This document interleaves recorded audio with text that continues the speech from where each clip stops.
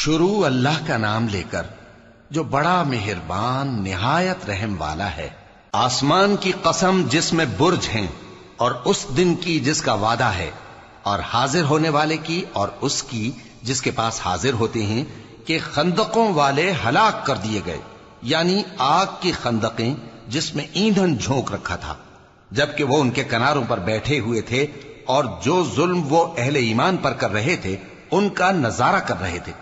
اور ان کو مومنوں کی یہی بات بری لگتی تھی کہ وہ اللہ پر ایمان لائے تھے جو غالب ہے، سب خوبیوں والا ہے، جس کی آسمانوں اور زمین میں بادشاہی ہے،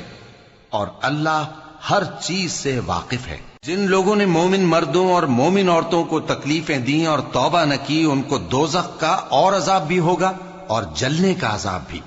اور جو لوگ ایمان لائے اور نیک کام کرتے رہے ان کے لیے باغات ہیں جن کے نیچے نہریں بہ رہی ہیں، یہی بڑی کامیابی ہے۔ بے شک تمہارے پروردگار کی پکڑ بہت سخت ہے، وہی پہلی دفعہ پیدا کرتا ہے اور وہی دوبارہ زندہ کرے گا، اور وہ بخشنے والا ہے، بہت محبت کرنے والا ہے، عرش کا مالک، بڑی شان والا، جو چاہتا ہے سو کر ڈالتا ہے۔ بھلا تم کو لشکروں کا حال معلوم ہوا ہے،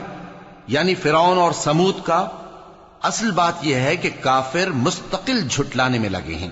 جبکہ اللہ بھی ان کو ہر طرف سے گھیرے ہوئے ہے۔ یہ کوئی معمولی کلام نہیں، بلکہ یہ قرآن عظیم الشان ہے،